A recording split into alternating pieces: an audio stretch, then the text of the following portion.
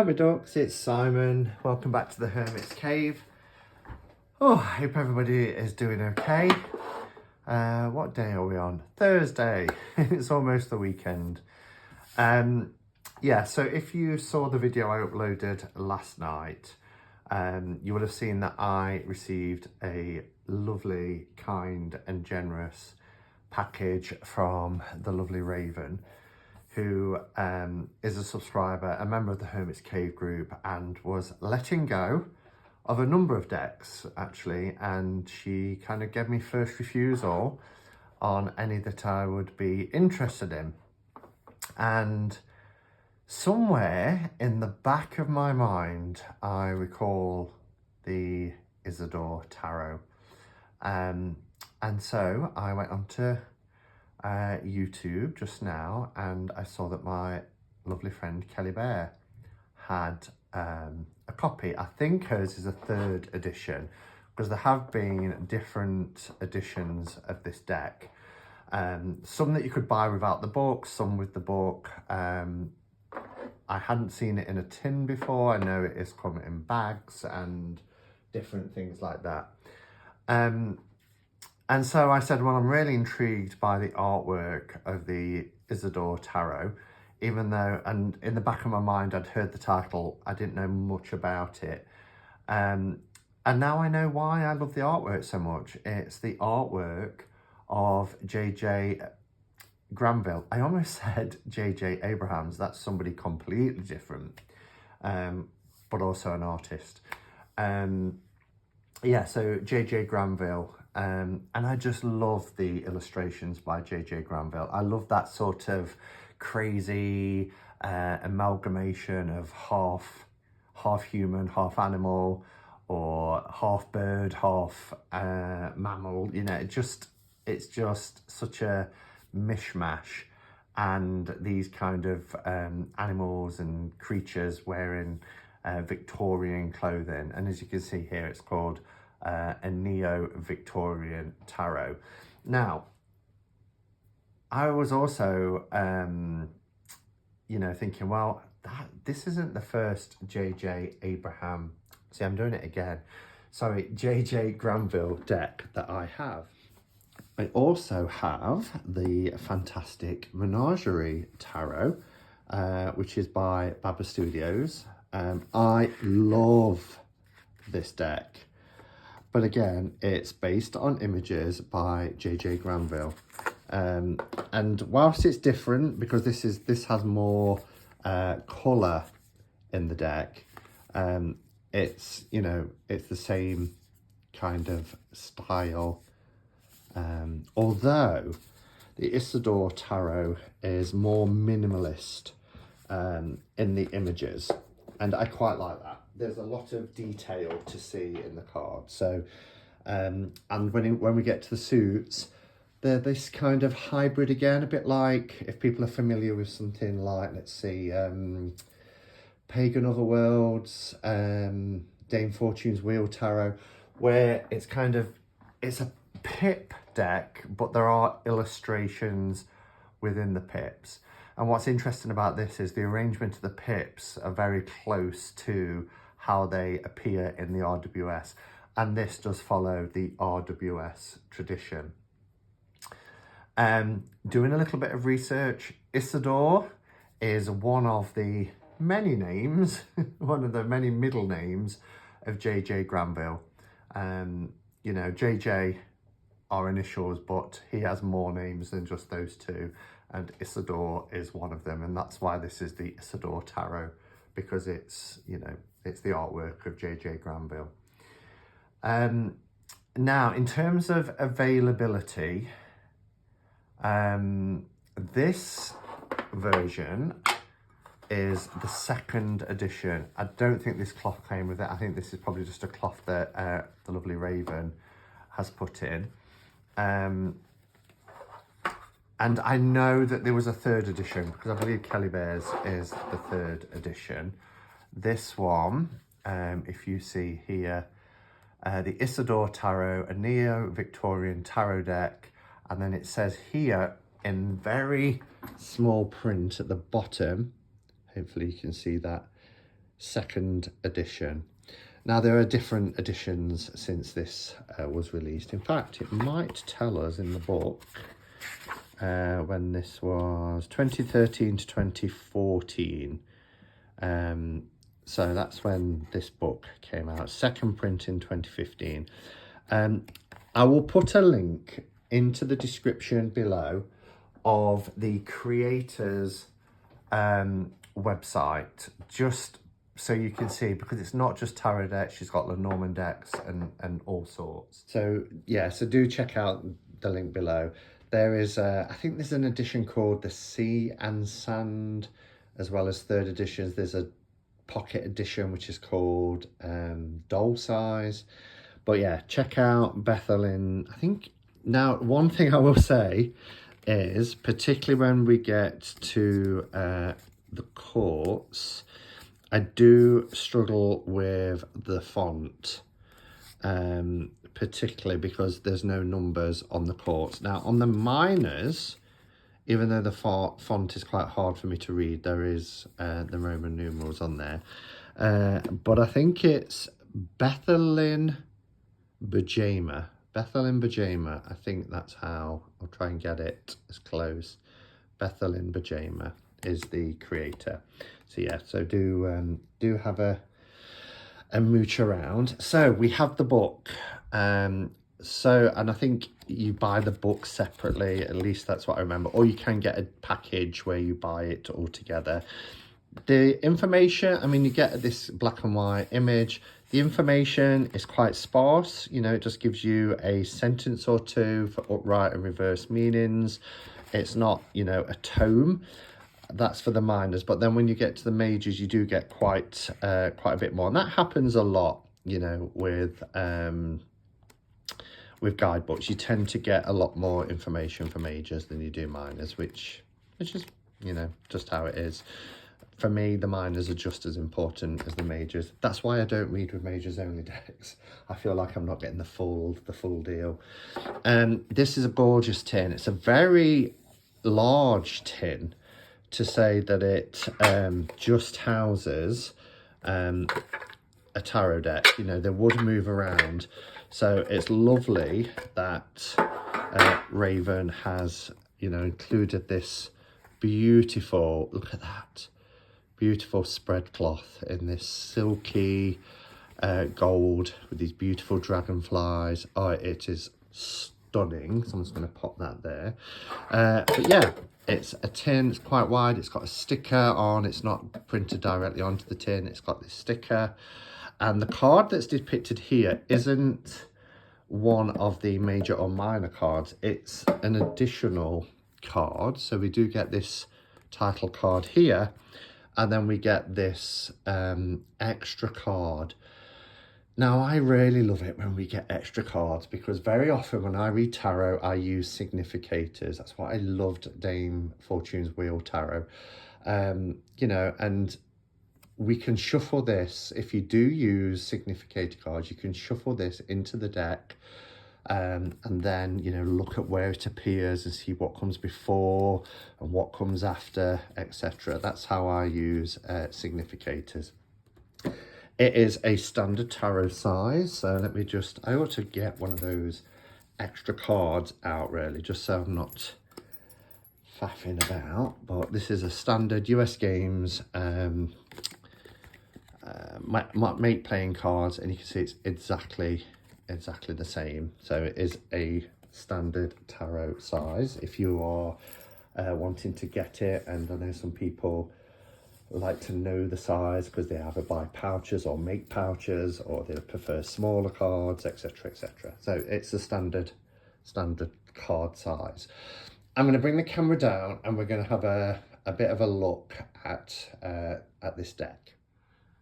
All right, so as I mentioned, I'm trying not to get a glare.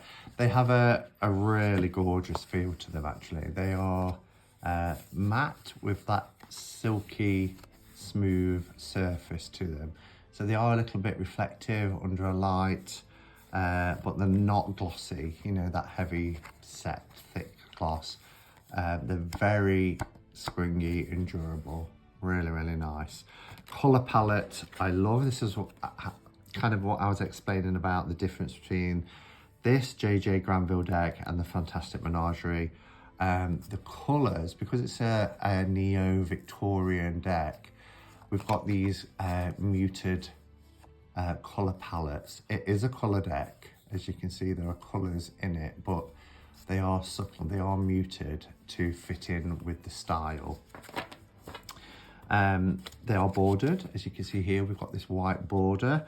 I did contemplate whether to perhaps at some point trim these, because the titles and the numerals are within the artwork, so that's a possibility at some point, but I don't know. This is probably an out of print deck, and I always think twice about you know, modifying out of print decks, but it's not one I'm looking to pass on. It's one that I'm looking to keep, particularly because it was a gift to me as well. So we'll see. The backs they are reversible, and they've got this kind of scene. There's these people going around in circles. We've got like a dual tone here through the card, which again reverses, so it's the same whichever way you look at it. At first I thought it was two faces facing each other, but then on closer inspection you can see we've got a couple of fish dancing together, a couple of cupids with their bow and arrows, and just making this ring of a circle. It's almost like the circle of friends. So really, really lovely. But as I said, this is the additional card, and one that I'll be using as a significator. What else to say? Let's just go through it, because it's just gorgeous. I love this sun in this Fool card. I love it. So the Fool's taking off his mask here. He's very much kind of in the costume of the court jester type of Fool. Again, you know, what you see in JJ Granville's decks are this kind of weird and wonderful mishmash between human and animal, or human and bird, or bird and animal, or even different types of animals melded together. So here we've got this little dog, but he's got a little human head and face. And we've got a white rabbit who is our Fool with his little case packed. But there's something about that. It's very Victorian, isn't it? But I really love the sun's face in this card. Here's our magician. And the font for the majors, because it's larger, I don't have any issues with it at all. It's when it gets to the minors that I really... It reminds me of the font in one of the Brian Froud fairy decks. I had to pass it on, that deck, because I just couldn't get on with it. I will be fine with this deck, because as I say, it's got the numbers as well. Yeah, so here we have our magician, who's an owl in top hat and cloak. It's a beautiful maroon, or like a ruby wine red. It's gorgeous. And we get these kind of silhouettes in the background of a town or a city. But yeah, really love the Victorian theme here. Our high priestess with her columns, the crescent moon here, the Empress.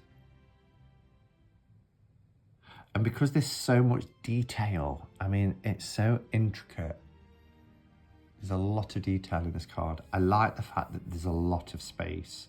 We've not filled the card with loads of, you know, ephemera, and you know, we've got a chair here, which we're used to seeing with the Empress. She's usually sat in the chair, and so the symbolisms here. The Emperor, look at him.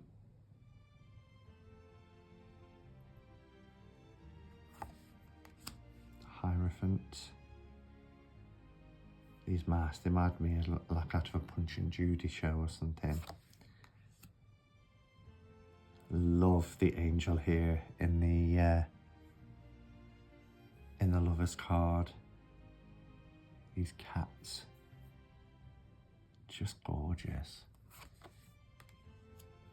Chariot.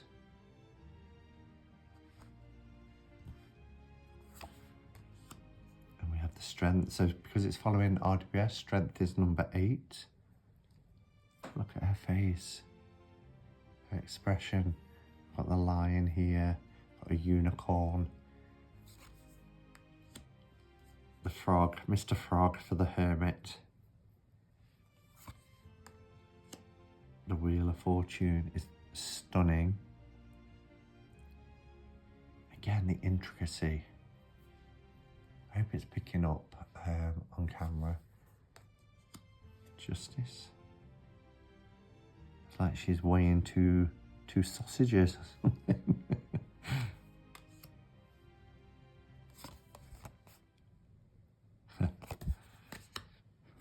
Here's our Death card.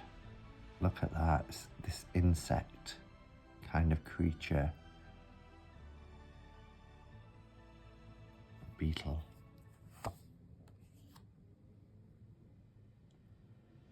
Temperance. An amazing Devil card.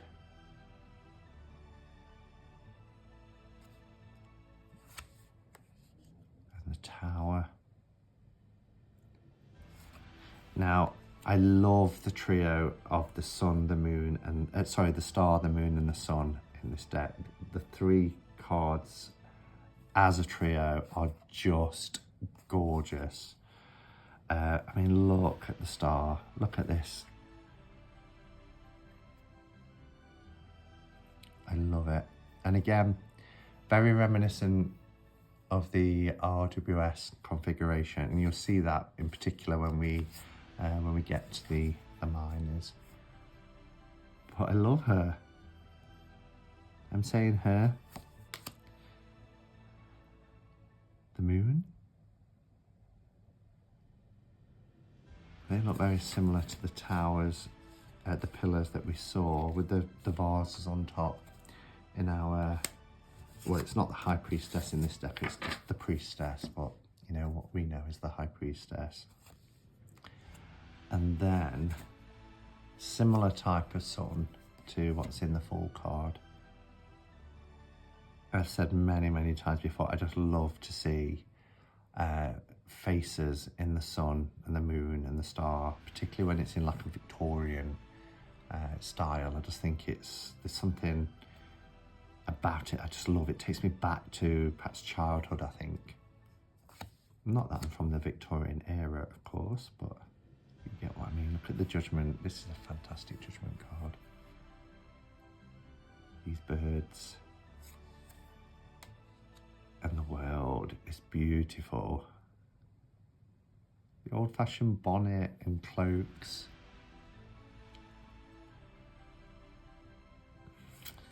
Okay, and then we move into our minors, and there is less illustration, but again, there's lots of detailing in the artwork, so that's a bit of a blessing. There is a little bit of colour coding going on. More so you can see it with the greens of the cups here at the bottom in the background. But it's very subtle between like the wands and the swords. Well, the wands is more orangey, the swords is like a sandy colour. But then when we get to the coins, again, it's quite subtle, the difference. But there is that sort of attempt for colour coding. So I'll go through the minors a little bit faster. So these are our cups. I love it. The two of them in this embrace, this dance, this unity of movement and togetherness and connected. Our 3 of cups. The 4. Lord, look at the background. This shadow kind of background in the cards.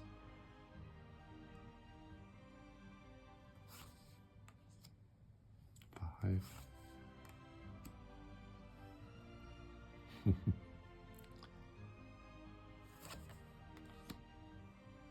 Our Seven of Cups.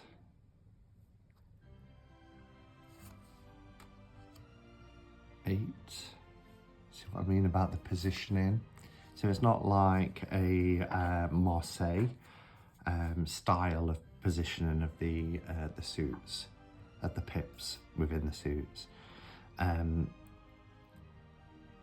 And similarly, they're not just randomly placed as well, like you do get with some pip decks that aren't following a Marseille tradition. We do get the RWS connection. I love these bugs, these little beetles and bugs here for our 10 of Cups. And we have our page, little fish guy sticking out there.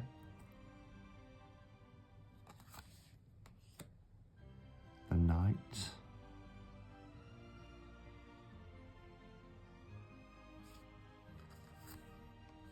Look at our queen. Love her. And the king. And then we have our wands.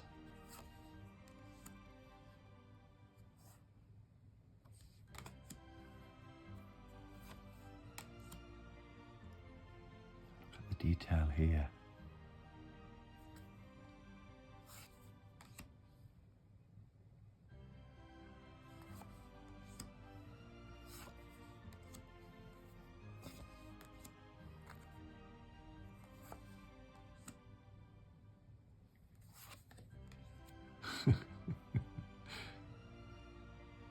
That doesn't feel like a heavy burden, does it? Or heavy load. Page. There's something very surreal. There's that surrealism with the artwork, isn't there?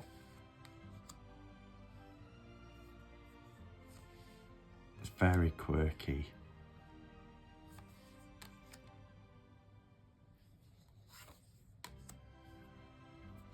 Yeah, so the swords, they're like little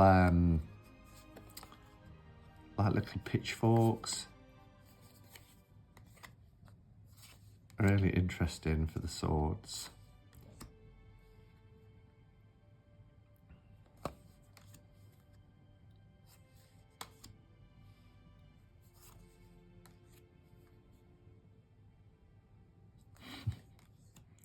The Eight of Swords.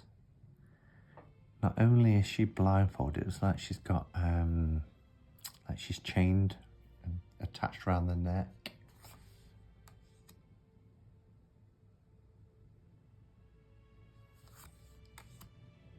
Oh, look at this little creature.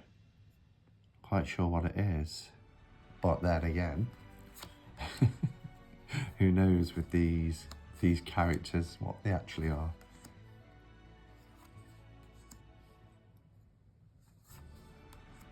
And then our final suit is the Pentacles, but even though it's following RWS and we've kept Cups, Wands and Swords, Pentacles is referred to as coins here in this deck.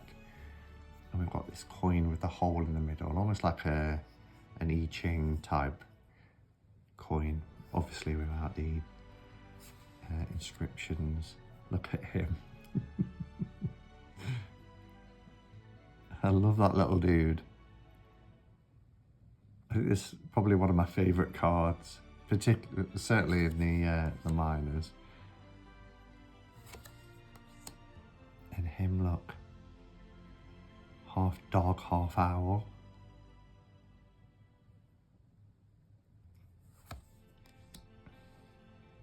Five of Coins. That's powerful. We've got this kind of evil eye, this all-seeing eye.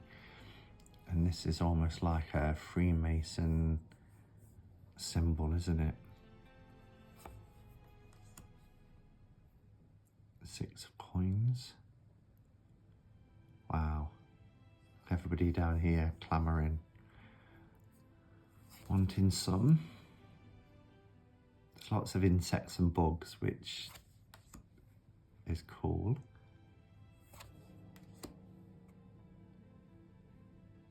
The 9. bird holding a bird.